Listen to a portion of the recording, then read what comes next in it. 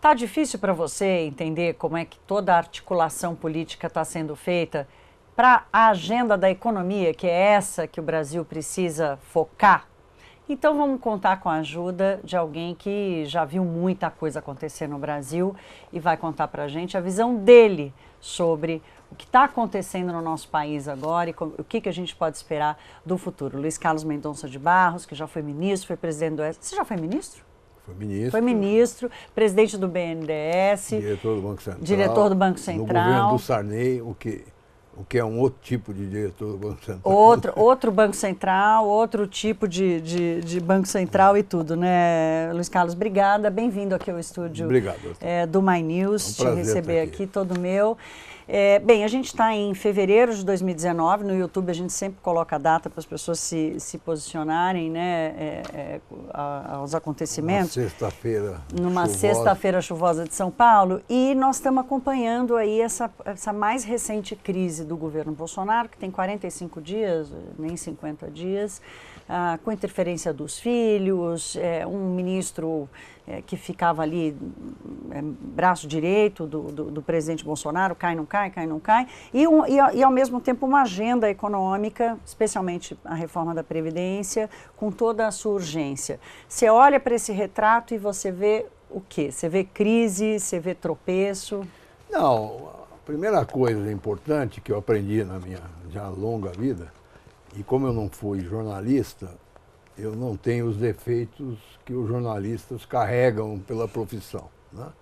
E o que eu aprendi, e posso dizer que tive um certo sucesso, é sempre num momento como esse, separar espuma de fatos, espuma de ruídos, ou ruídos de fato, certo? Que é o que nós estamos vendo aqui. Então, vocês jornalistas, e qualquer jornalista dá uma importância muito grande para a briga lá do filho com não sei o quê, que não sei. Isso é ruído. Nesse momento em que se joga realmente um futuro para o nosso Brasil, ficar olhando isso é perder tempo. Estou dizendo do ponto de vista de um analista de mercado. Do ponto de vista de uma jornalista, não, tem que dar, tem que informar, mas tem que acompanhar. É ruído. Entendo. Porque nós estamos vivendo um momento quase que único na história recente do Brasil. Para mim não é único, porque eu sou suficientemente velho para ter vivido o governo militar, certo? E mais do que ter vivido o governo militar, meu primeiro patrão, né, quando eu saí da faculdade, foi o Roberto Campos.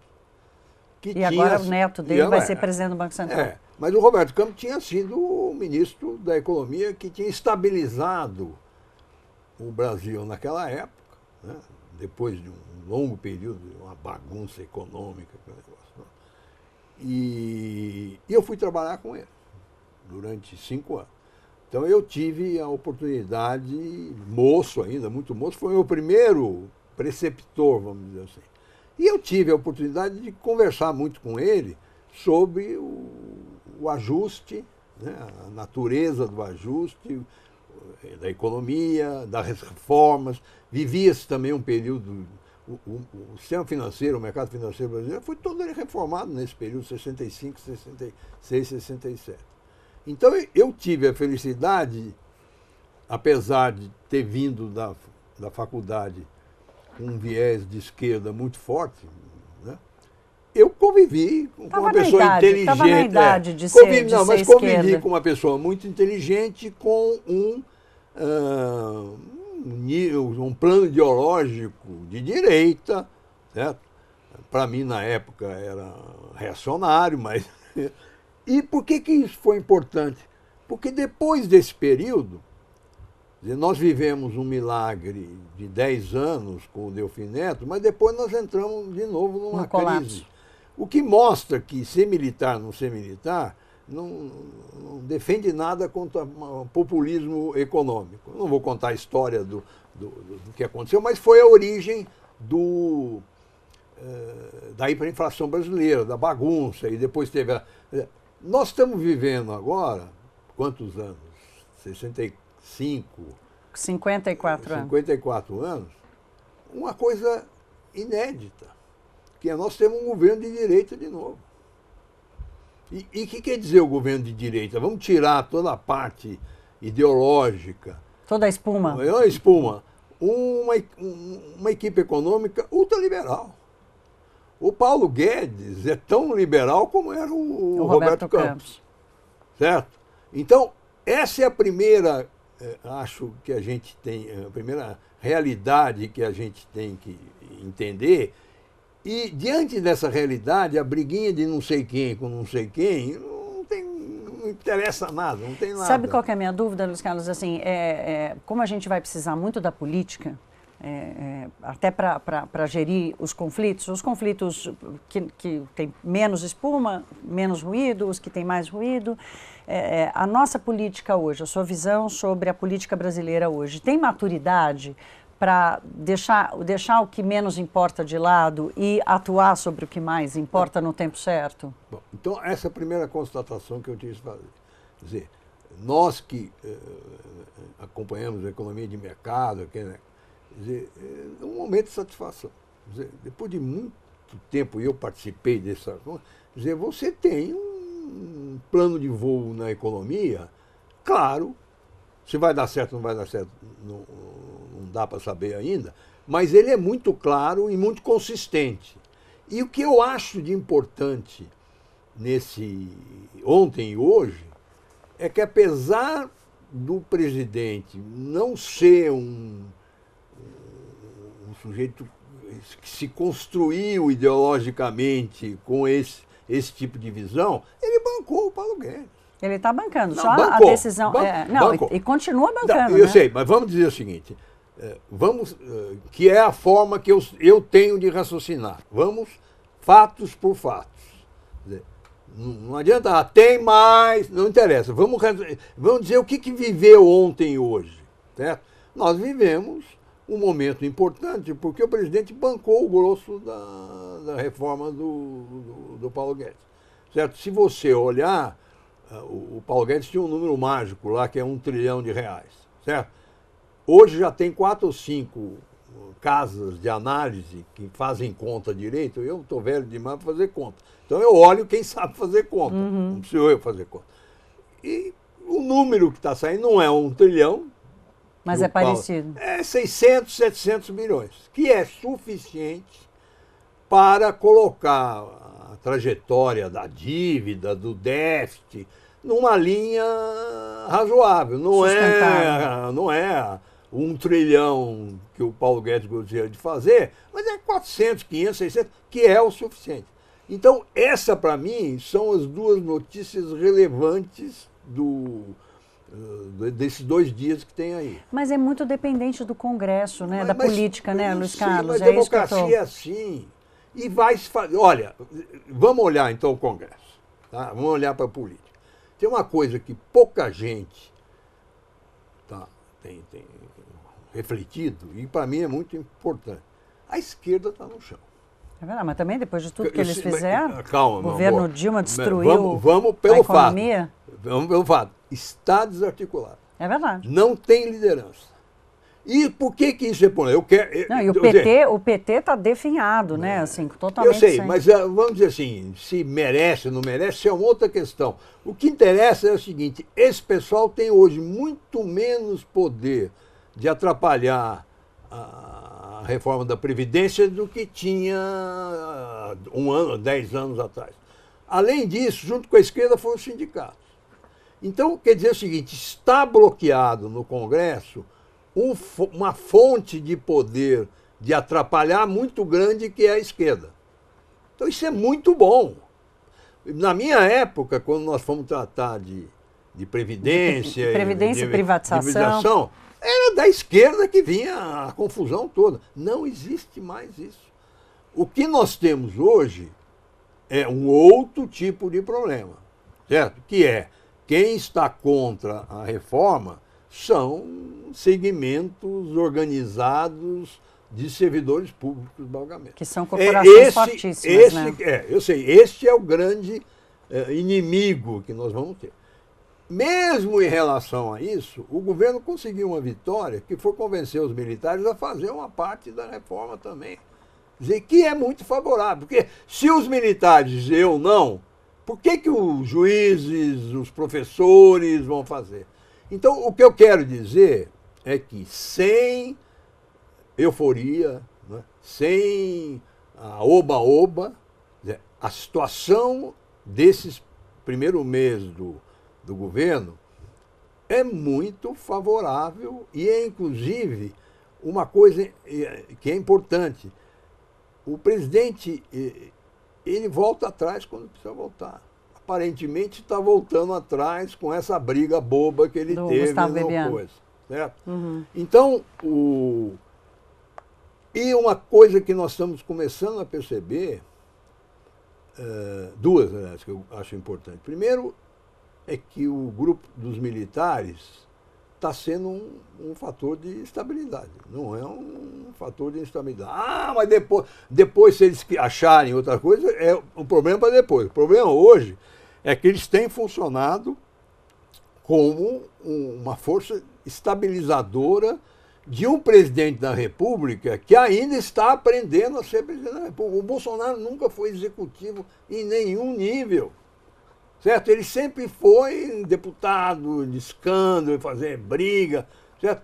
Eu estou achando que está até muito melhor do que a gente podia fazer. E tem um outro aspecto que precisa tomar cuidado, por exemplo, a imprensa fez um escândalo na eleição da presidente do Senado. Certo? Por causa da confusão. O Renan acabou. Tiveram a coragem de... não acho que a imprensa fez escândalo. Acho que eles fizeram escândalo e a imprensa acabou dando espaço para o escândalo que eles fizeram. Né? É evidente que a imprensa é uma coisa importante, mas eu conheço a cabeça do repórter. Eu convivi com eles, certo? Tanto que o repórter tem uma coisa engraçada, se você jogar um ossinho para ele em algum lugar, vai sair todo mundo correndo. Você fala assim, olha, tem um negócio aí que talvez joga, sai todo mundo correndo, certo?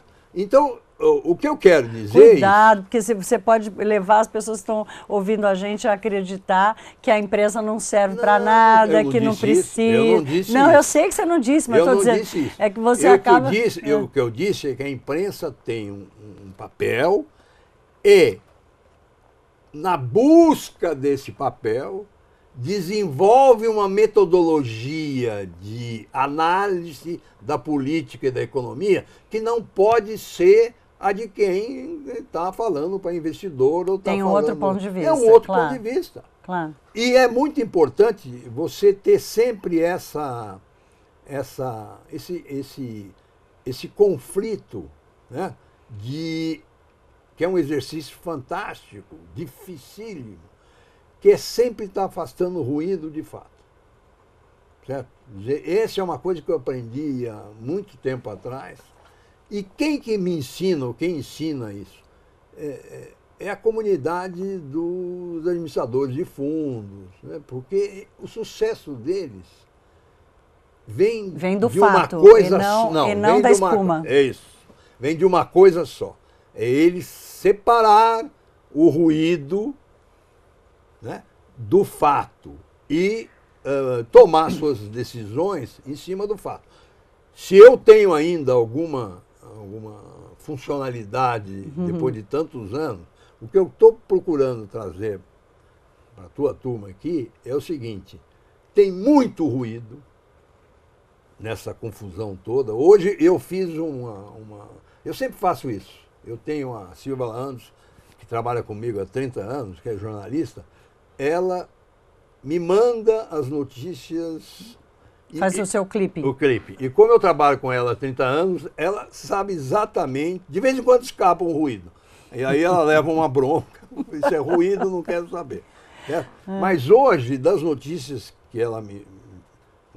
70% estava mais com o Babiano, aí não sei quem Bebiano, do que com a reforma da Previdência. Não, eu tenho feito esse alerta. A gente precisa focar nesse debate. Deixa eu te perguntar uma coisa aqui, então, com a sua visão de gestor e com a tua perspectiva histórica. Você está otimista com a economia brasileira? Estou. O que é otimista com a economia brasileira? A gente vai encontrar um caminho para um crescimento sustentável? Quer dizer, e você considera que sem a reforma da Previdência não dá para ir? Não, não dá para ir. Mas eu estou dizendo, nós temos uma outra chance de caminhar. O Brasil anda por ciclos. O Brasil não é uma sociedade que estabeleceu um padrão de comportamento. Os Estados Unidos mesmo, com o Trump, mudou de comportamento. Quer dizer, nós vivemos por ciclos, em que você faz o exercício de casa e as reformas que precisa, certo? Isso dá um dinamismo para a economia, né? Mas nós gastamos... É o voo de galinha do Brasil? Não é um voo de galinha, é um voo de um tuiuiu. Não sei se você conhece o tuiuiu. Sim, que tem as asas enormes. Mas ele não é sustentável porque a sociedade brasileira, que é uma sociedade muito injusta ainda, com muita carência, ele pega o Lula. O Lula foi se pegar. Outro dia estava conversando com o Paulo Arthur, que teve a felicidade... Governador do Espírito Santo. E teve a felicidade de ter sido o interlocutor do Lula lá. E ele estava me contando. Quando o Lula começou o segundo mandato, uma das primeiras pessoas que ele chamou para conversar foi o Paulo Arthur, que apesar de não ser, mas tinha uma química entre eles. E o Paulo Arthur falou para ele: olha, presidente, o seu primeiro mandato foi um sucesso. Boa parte disso por duas razões, porque você pôs o Palocci como o ministro da Economia. Manteve a política econômica do Fernando Henrique, né? E segundo, porque a China empurrou a gente para frente. E com isso, teve um aumento de arrecadação muito grande, você distribuiu. Esses próximos 4 anos é outro mandato. Agora você tem que usar toda essa força da economia para fazer uma série de reformas e perenizar esse período. O Lula não ouviu. Primeiro que o Lula não disse para ele que... Não, eu vou pensar e volto a você. Certo? E não voltou, mas voltou o Gilberto Camargo, o Gilberto Carvalho, que encontrou o Paulo e falou: olha, o presidente pediu para dizer que gostou muito da sua conversa, mas sabe, o povo está precisando de consumo.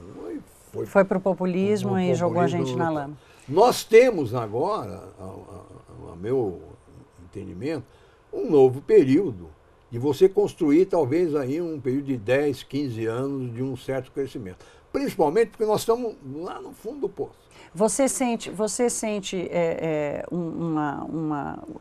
esse volume grande de investimento represado, da turma querendo botar dinheiro pesado no Brasil? Vai pôr.